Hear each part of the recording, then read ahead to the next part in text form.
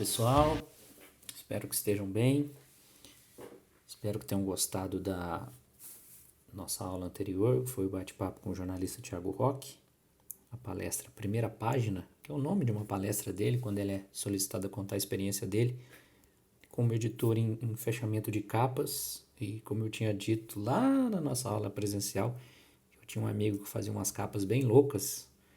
Quem já assistiu, de fato percebeu que ele consegue fugir do óbvio em vários momentos, né?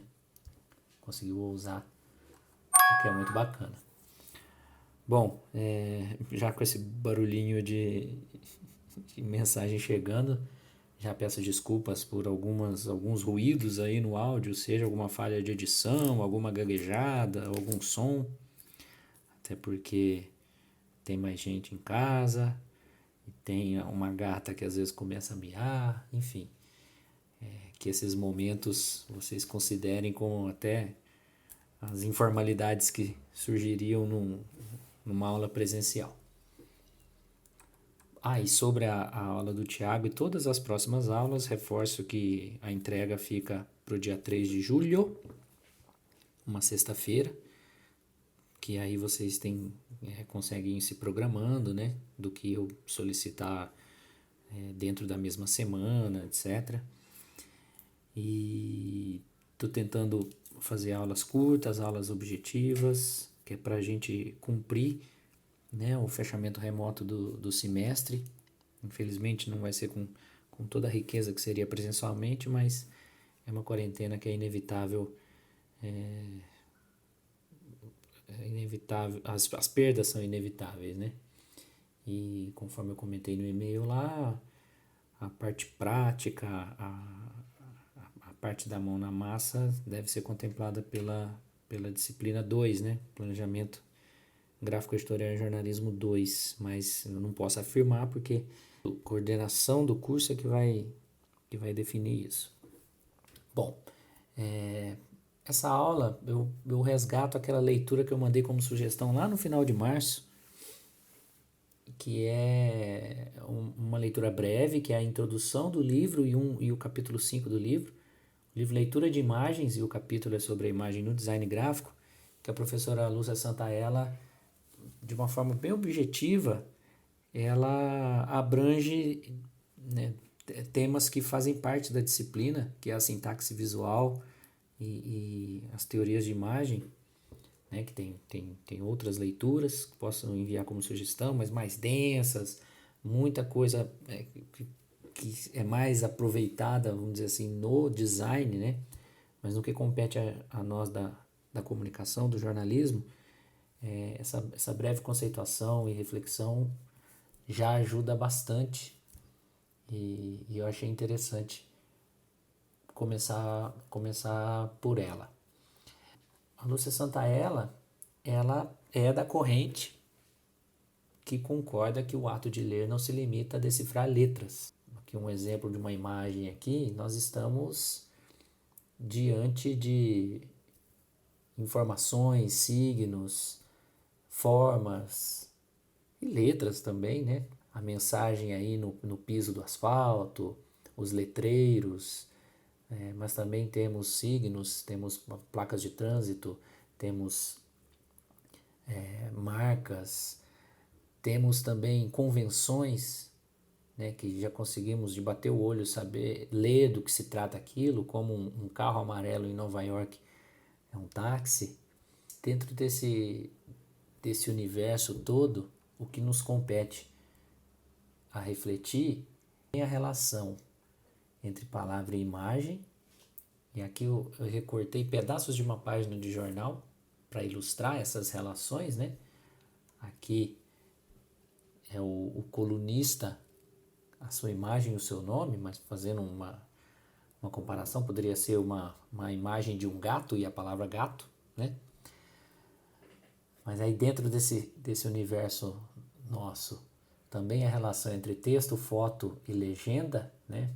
Informações que se complementam, informações que explicam, que contextualizam. A relação também do tamanho dos tipos gráficos e desenho da página. Então aí você tem uma hierarquia você vai ser atraído pelo texto maior, você identifica que existe uma distribuição da informação, aí você tem as colunas de texto, né? E a página, como a gente comentou do grid lá na aula 2, a página é desenhada, tem uma estrutura para receber a informação, e disso resulta na leitura a relação entre texto e diagramação, que aí nós temos o resultado final de uma página. E a autora também menciona uma realidade dos nossos tempos agora, que ela chama de leitura imersiva, né? Que é o das telas eletrônicas. E essa tela eletrônica, ela meio que reúne todos os leitores, se a gente for pensar, né? O leitor que a gente conhecia de jornal, de revistas, o leitor de gráficos, o leitor do cenário urbano que a gente viu a imagem agora há pouco, o leitor da imagem em movimento, do audiovisual, do cinema, da televisão, tudo isso está contemplado hoje na palma da mão. E por que não a gente dizer que as imagens do cotidiano também estão, né, dentro dessa tela, porque as pessoas registram o que vivenciam com muita facilidade, compartilham com muita facilidade. Então, praticamente tudo que está ao alcance dos nossos olhos na nossa vida tem sido difundido pelas telas, né, dos smartphones. Mas o que é ler imagem? Pergunta a autora. Ela descreve uma expressão, visual literacy, uma expressão em inglês, que pode ser traduzida como letramento visual ou alfabetização visual, que é conceituada como adquirir conhecimentos correspondentes e desenvolver a sensibilidade necessária para saber como as imagens se apresentam, e que a expressão linguística e visual são reinos distintos e que se complementam, e um não substitui inteiramente o outro. Então é na relação entre essas duas expressões que a gente lê as imagens. A imagem não tem mais poder do que as palavras. A relação entre elas é harmônica. A autora cita, por exemplo, como é importante que as imagens sejam usadas num processo de alfabetização. É uma grande aliada, um grande complemento no processo de ensino-aprendizagem. É importante também destacar que a imagem é reconhecível pela relação de semelhança com o que ela representa. E, aliás, representação visual é para onde nós vamos agora. A autora cita 5 domínios da imagem. A imagem mental, imaginária ou onírica. Onírica quer dizer dos nossos sonhos, né? Nós estamos vendo imagens até enquanto estamos dormindo. As imagens perceptíveis, que são aquelas que estão ao nosso redor, aquelas que estão na nossa realidade, né? Pode ser a caneta que você está segurando, que você está vendo, enfim. A que nos interessa aqui, que são as representações visuais, que podem ser pinturas, gravuras, fotografias, as imagens do audiovisual, enfim, aquelas que são produzidas para dar sentido, aquelas que são artificialmente criadas pela mediação de habilidades, de instrumentos, suportes, técnicas e tecnologias. É nesse universo que está o design gráfico. E há ainda as verbais, que são construídas por meios linguísticos, né? Como as metáforas e as descrições, e o domínio das imagens óticas. E o maior exemplo são os espelhos e as projeções. Bom, desses 5 domínios, como eu disse, aqui nós vamos nos ater às representações visuais. E as representações visuais, elas também são perceptíveis, né? Mas a diferença é que elas são criadas artificialmente. E há 3 modalidades de imagens dentro das representações visuais. A primeira é da imagem em si mesma. E aí, como você vê no exemplo, pode ser, por exemplo, uma fotografia, aí no caso é uma margarida, ou um desenho simples, e aí estamos falando de formas puras, abstratas, coloridas, mas uma representação simples e que representa tão somente aquela imagem. Outra modalidade é da imagem figurativa. Como toda criação artificial da imagem, ela tem a intenção de representar algo, a função dela é exatamente guardar semelhança com alguma coisa que existe ou supostamente existe. Você pode criar a imagem de um ser da mitologia, por exemplo. Então aí tá, você olha para essa figura e você sabe que se trata de Michael Jordan. E por fim há as imagens simbólicas, que apesar de você reconhecer alguma coisa nessa imagem, essa representação vai além do que você reconhece. Então, por exemplo, nós estamos vendo aí círculos, você reconhece que são círculos, que isso é uma forma redonda. Entretanto, há muito mais além disso. Isso é um alvo e é uma campanha que houve no Brasil durante muitos anos de prevenção ao câncer de mama. Câncer de mama no alvo da moda. E vendiam camisetas com esse símbolo estampado.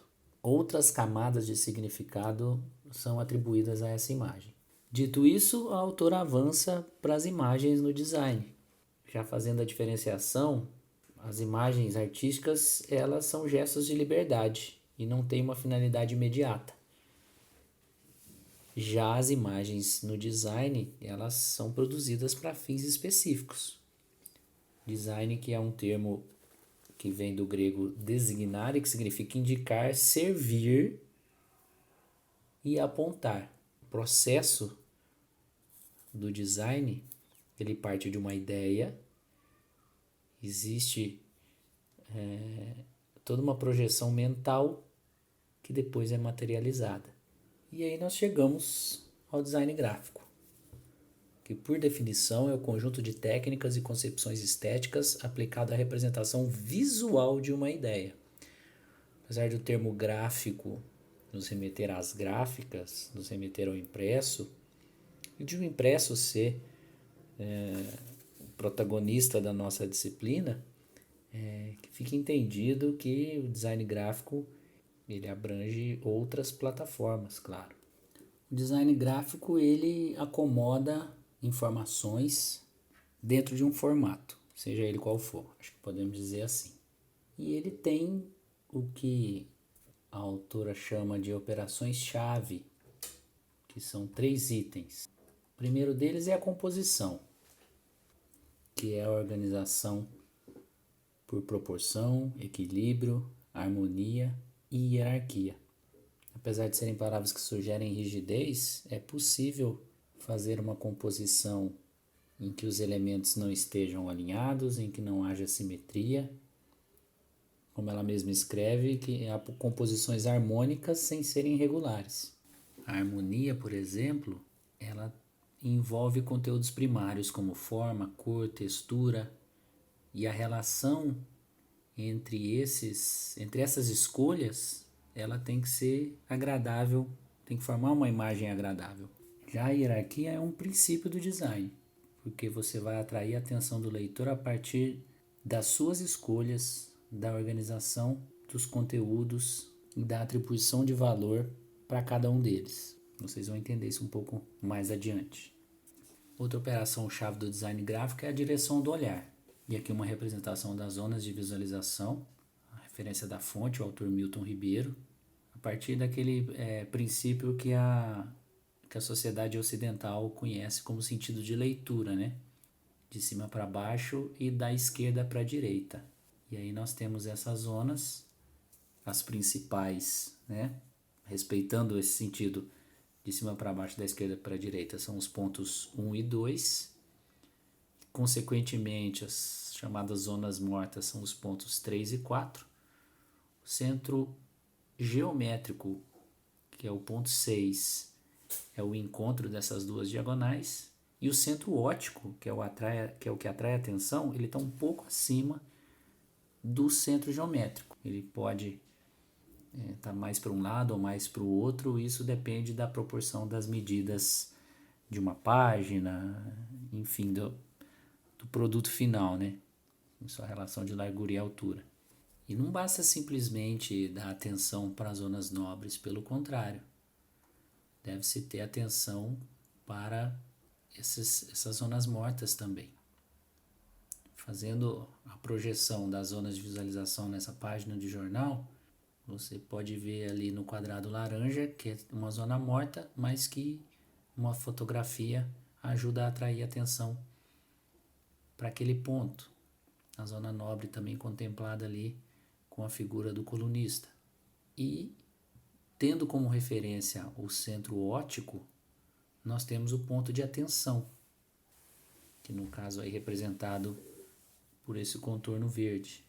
A foto, no design gráfico, no impresso, como ela tem um papel importantíssimo para enriquecer a informação, certamente neste exemplo ela é o primeiro ponto de atenção dessa página e que guarda alguma relação com o centro óptico. Então, as zonas mortas são setores que precisam ser valorizados. Não é incomum que assinaturas ou serviços, né, aquelas informações complementares ou que localizam o quando, o horário de um evento, por exemplo, seja ali no ponto 2, ou se você fizer essa mesma linha dentro de uma matéria, uma assinatura de matéria, etc. Essa diagonal finalizando aí é onde fica essa assinatura, vamos dizer assim, que é chamada também de zona terminal. E toda essa organização é para que a página seja atrativa e que tenha uma ordenação racional, pensada, para que a visão não se desloque brutalmente. E outra operação-chave do design gráfico é o contraste, que pode ser pelo tamanho, pela cor ou pelo peso tipográfico. Pelo tamanho, obviamente, o que é maior atrai primeiro o olhar, como nós vemos aí na foto maior. Vale o mesmo para o peso tipográfico. Os elementos mais pesados, o texto em tamanho maior, ou mais negro ou em negrito, chama mais atenção. Por isso a manchete tem mais peso que um crédito de foto. Tá? Eu estou indo do exemplo maior para o menor dos exemplos. Ou que seja uma legenda de foto. E a cor, uma cor mais quente, por exemplo, chama mais atenção. Aí você vê que a mão do personagem da foto, o jogador Fred, está incidindo uma luz, ela está avermelhada, quase que pegando fogo ali, e chama muito mais atenção do que os cabelos grisalhos e o terno azul do Jorge Jesus ali na zona 3 da página. Bom, é isso, pessoal. Bem resumido. Como eu disse, esse texto da Lúcia Santaella é bem objetivo. E ela ainda cita a Gestalt, que é a psicologia da forma, e esse assunto vai vir mais adiante. E não necessita que a gente aborde nesse momento, tá bom? No e-mail tem a atividade proposta e logo chega a aula 6. Nós vamos tratar do conceito de jornalismo visual, tá bom? Obrigado, fiquem bem, até a próxima aula.